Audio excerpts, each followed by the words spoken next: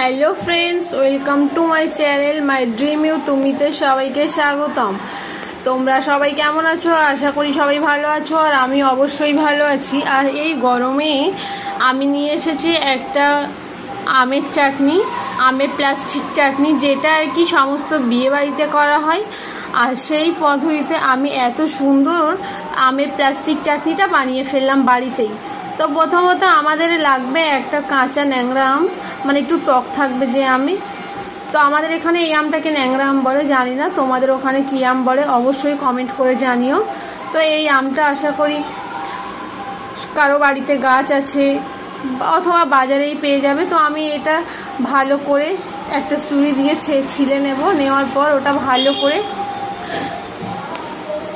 ছিলে নেওয়ার পর ভালো করে কেটে নেব।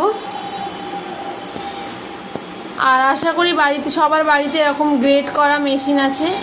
এই মেশিনে ভালো করে গ্রেট করে নেব যাতে সুন্দর হয়। আর অবশ্যই ছোট ছোট প্রসেসে করতে হবে, যাতে একদম সরু চুল পরিমাণের মতো দেখতে হয়।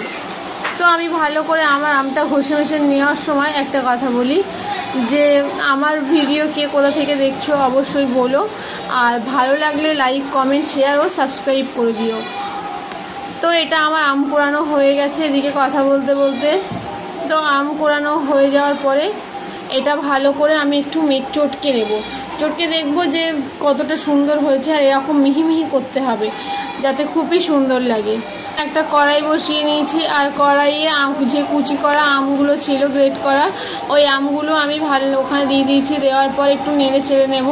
নেওয়ার পর আমি ওখানে 2 কাপ পরিমাণ চিনি নিয়েছিলাম। তো যে যেমন স্বাদ মতো চিনি দিতে পারো, যার যেমন আর কি স্বাদ, কেউ বেশি মিষ্টি খায়, কেউ কম মিষ্টি খায়। তো আমি একটু বেশি মিষ্টি খাই, তাই জন্য আমি এখানে 2 কাপ দিয়ে দিয়েছি চিনি।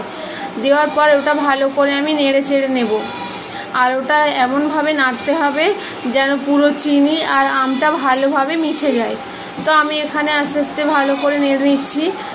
আর ওদিকে আস্তে আস্তে দেখতেই পাচ্ছ যে নিচে লেগে যাচ্ছে। আর যতক্ষণ না একটু পোড়ো পোড়ো মতো হচ্ছে, চিনিটা গায়ে লেগে যাচ্ছে, আমি ততক্ষণ অবধি নাড়তে থাকবো। তো ওখানে আমি এবারে একটু পরিমাণ মতো পানিও দিয়ে দেব। পানিটা দেওয়ার পর ভালো করে নেড়ে নেব। আর খুব পরিমাণ না, 1 কাপ পরিমাণ দিতে হবে, যাতে সুন্দর করে ওটা যতক্ষণ না ওটা ফুটতে একদম পুরো বর্ষা টাইপের হয়ে যায়, মানে গাঢ় হয়ে যাবে, ততক্ষণ না আমার নেড়ে যেতে হবে। তো আমি অলরেডি না তো কারণ নিচে ধরে যাবে, অলরেডি আমি ভালো করে নাড়াচাড়া শুরু করে দিয়েছি। আর দেখতেই পাচ্ছ কত সুন্দর মনে হচ্ছে।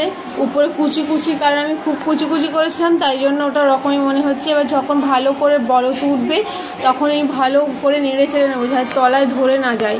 আমি সেইভাবেই দেখব। আর চিনিটা দেওয়ার পরে আরও বেশি ফুটছে। তো অলওয়েজ আমি নাড়তে থাকবো। নাড়তে থাকার পরে দেখবো যে একটা গাঢ় ভাব চলে এসছে, লাল লাল ভাব। এবার ওখানে আমি দিয়ে দেব কাজু, কিশমিশ, এগুলো দিয়ে দেব, একটু এলাচও দিয়ে দেব। কারণ আমি যেমন পরিমাণ খাই সে তেমন পরিমাণ আর কি কাজু, বাদাম, কিশমিশ অল্প দিলেও কোনো ব্যাপার না। তো ভালো করে নেড়ে চেড়ে নেব। আর এটা অবশ্য বিয়েবাড়িতে অ্যাপ্লাই করে। তো আমি আমের না পেঁপের প্লাস্টিক চাটনি দেখেছিলাম, তো সেটা দেখে আমার খুবই ভালো লেগেছিল।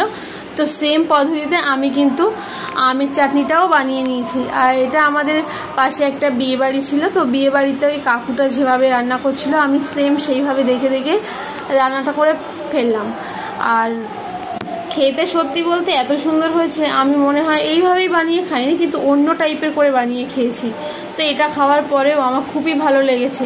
আর কত সুন্দর আঠালো ভাব, দেখেই বোঝা যাচ্ছে যেটা বিয়েবাড়ির মতোই হয়েছে।